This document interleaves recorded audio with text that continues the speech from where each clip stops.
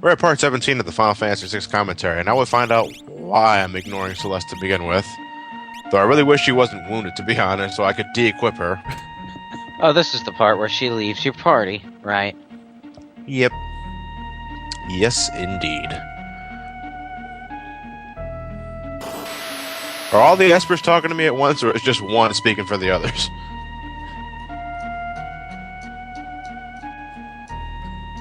Banana Man! Banana Man? Oh, it's Sid. Hi, Sid.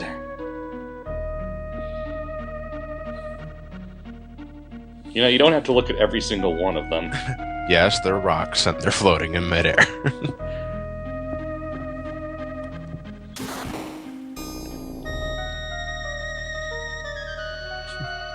We've got cool stuff. Sweet! Proceed Magicite. Fuck you, Banana Man. Please stop dropping. General Celis? It's been a while since I did that. I was trying to ask, before Skype dropped, why is Sid in a raincoat? I'd already made a Banana Man joke. That thing is fucking shiny. What is that thing supposed to be? I don't know. It's supposed to be some kind of hood, or some, I don't know. General Celis! Celis, you just need me? Okay, this whole thing makes no sense, okay?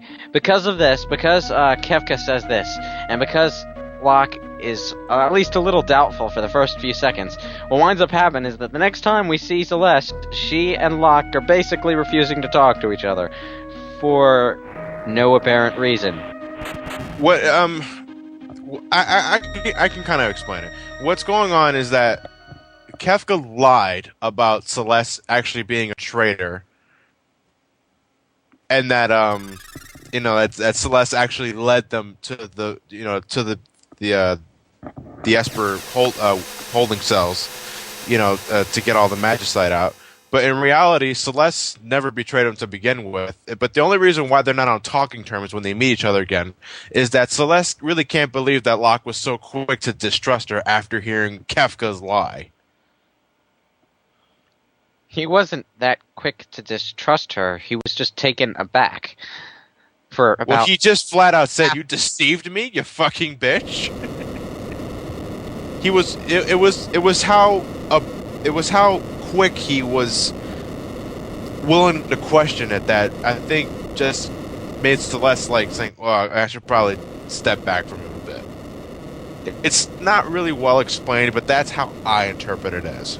I know what it's supposed to mean, but it just didn't come out all that well. By the way, why are we riding an elevator with the Banana Man?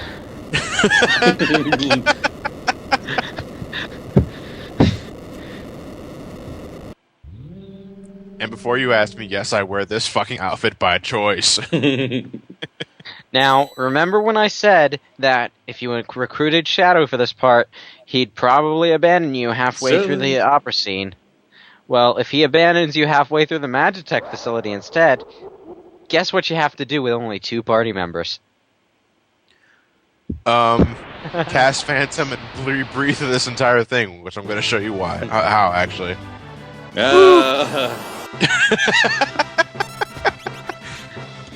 Would you believe that I thought that looked amazing back in the day? I think we all thought that looked amazing back in the day. Then again, we thought Phantasy Star looked amazing back in the day. Yes, this was all back in the day. You cast Phantom, it turns you cast Invisible, and nothing will ever touch you during this sequence. Huzzah. Yeah, Phantom carries over between battles, and it makes you immune to physical attacks. So in the couple of areas of the game where the enemies are, for some reason, completely devoid of any attacks but physical attacks, you can make yourself completely invincible for the entirety of those sections. Ugh. Now, for the sake of our sanity, I only show 2 battles and I edit right to the boss fight. Because there's about 7 battles here, I think, in total. And they're all mag rotors. This sort of thing wouldn't look out of place in that old Indiana Jones point-and-click adventure. Why is the S always in parentheses? Are you ever going to get 1 experience point?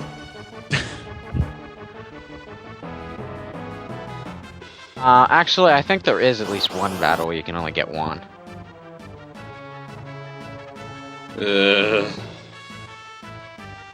So much pixelation. How do we know where we're going? I can't see anything. I think To we be passed fair- that pole twice. To be fair, the pixelation would be a little less pronounced if we were actually looking at this on an old school television set. Yes, but still. Boss fight. Number 128. The God two damn. blades are actually parts of his body. This is one of the multi-part bosses. Wild Arms 2 was particularly fond of those, as in nearly every boss in the game was a multi-part boss. Joy. Yeah. I'm sorry, when it comes to multi-part bosses, I only attack the part that matters, the fucking body. Well, you were encouraged to kill the other parts first in Wild Arms 2 because they gave you extra experience for the fight. But sometimes what that wound up doing was killing the part that used the weak attacks, so that you had to spend the entire rest of the battle enduring the strong attacks. So, yeah. Kind of annoying.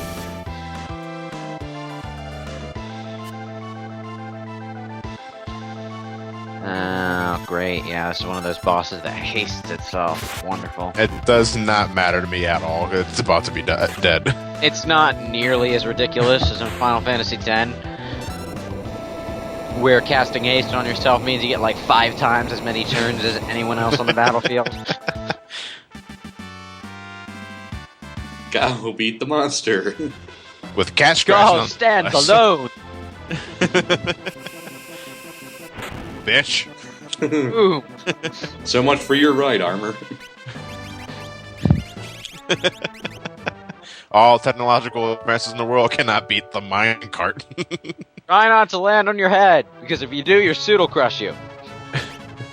Oh, and your skull will split open, but I get the feeling you'll be dead before that has a chance to happen.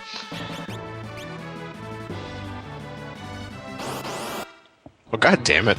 By I the really way- hate when I have... By the way, I want to point something out. UFO. I want to point something out in the environment here.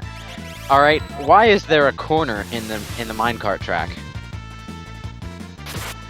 Oh. Logically, why is there a corner in the minecart track? Maybe it can make really fucking sharp turns.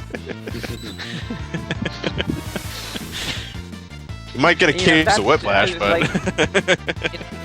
It's not even a matter of the game being too graphically inferior to have a curved track graphic.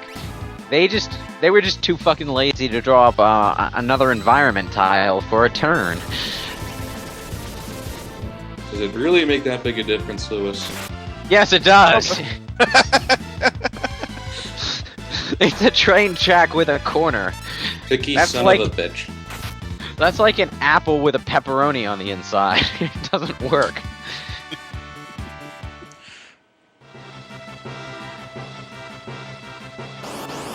They got multiple corners. They're doing. What the Okay. hell? It's a roller coaster.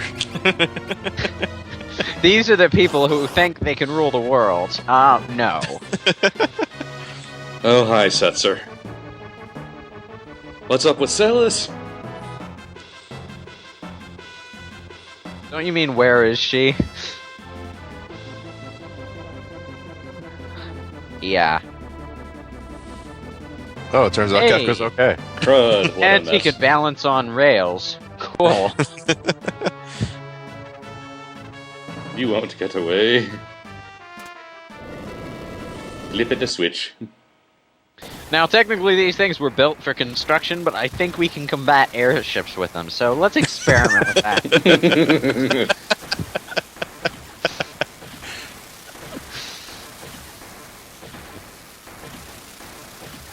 Now, this entire sequence would make more sense if the cranes latched onto the airship, but they don't. They just sort of stand on either side of the airship, and you fight them. Like any other Wow. boss.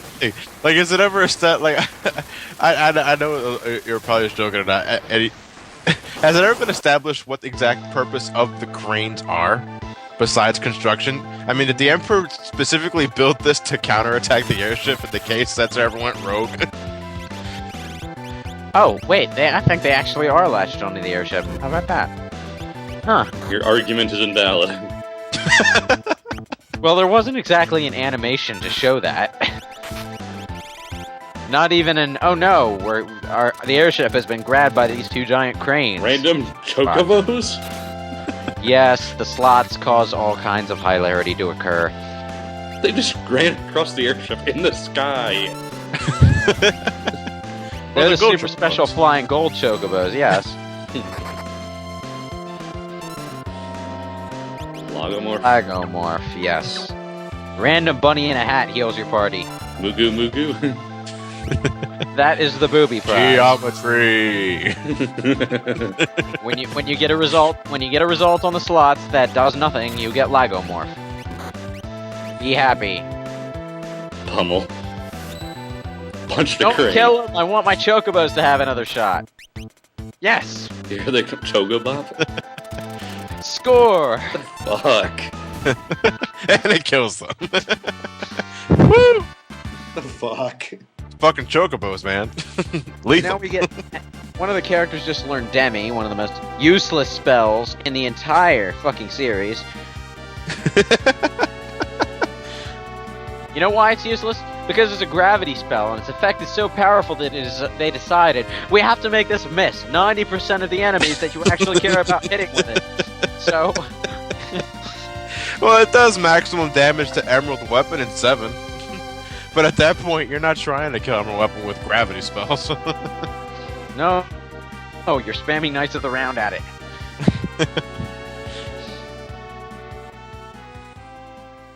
Terra. Yes. Oh, you're awake. Right here, and my ears work fine. Shut up.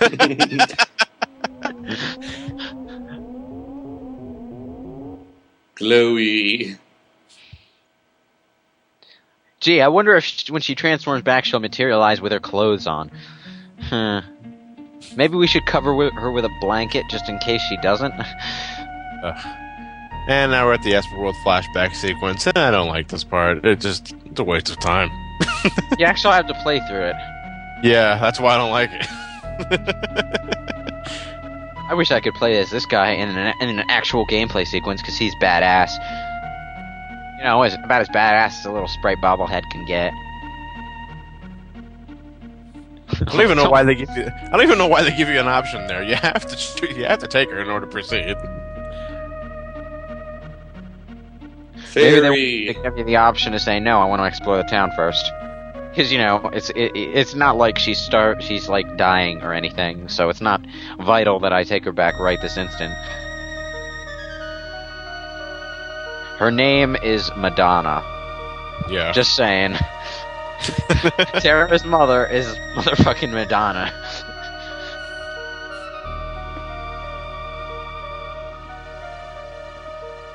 I don't know if it's, again, I'm not exactly sure if it was the translation or anything like that, but I always found Madonna to be somewhat of a bitch in this.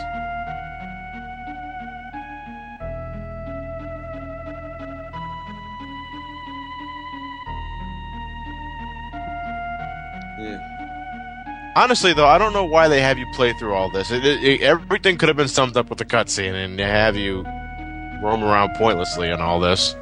Well, if I wanted to watch a game, I'd play a movie. Wait. No. I play Metal Gear Solid. 4. Alright, we get this incredibly cheesy, sex scene.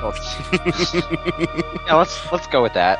I'm not exactly sure what this is supposed to be. Unless we... What the hell? Observe for ourselves. Magic.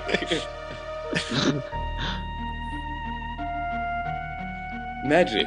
Ooh. Magic. Ooh. Oh, so that's where babies come from. Okay. It's Terra. That's about the most... It's the most aerodynamic sex scene I've ever seen in my life. 2 years later. Yeah.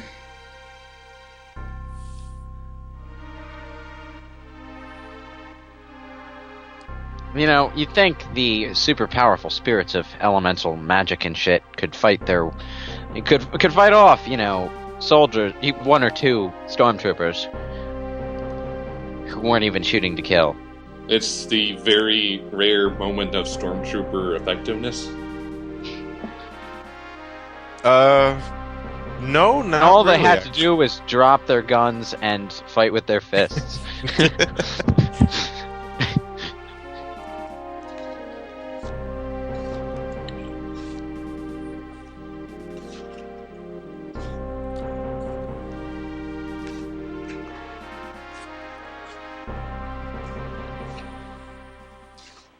You see, right here, she says she misses. She says at this point that she won't miss the other side, and that she's perfectly fine with them casting the magical barrier, and that she'll be sealed in the Esper world forever. But then she does this shit. I'm sure she helped the others find us, while she was sitting here the whole time. And then she takes off with Terra. Madonna took Terra to the gate. Okay, so apparently you're having second thoughts, obviously. Oh, she said she was deeply offended by this one dude she really shouldn't care about not trusting her.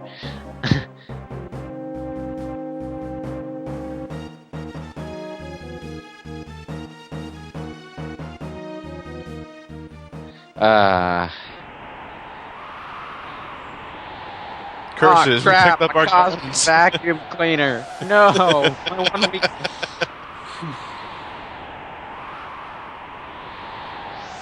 Ah!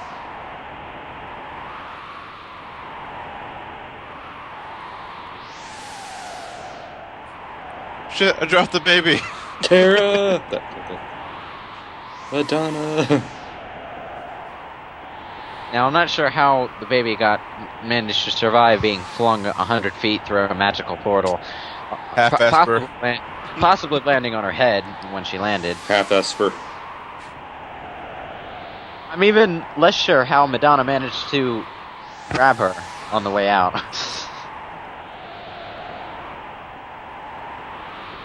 That no had 6 O's, I think. Now, after this scene, if you actually get taken in by Gastal's little act later on in the game, you're a fucking retard.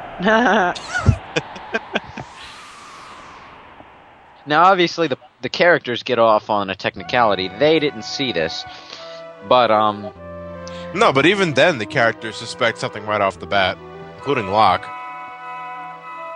And Terra's back in her place. Damn.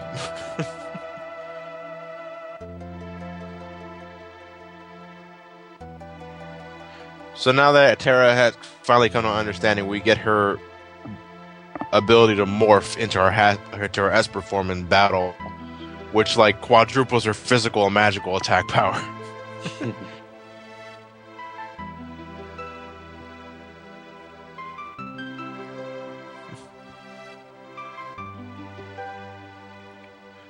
And with this, we finally have full control of the airship, which is where the fun really begins. Oh joy.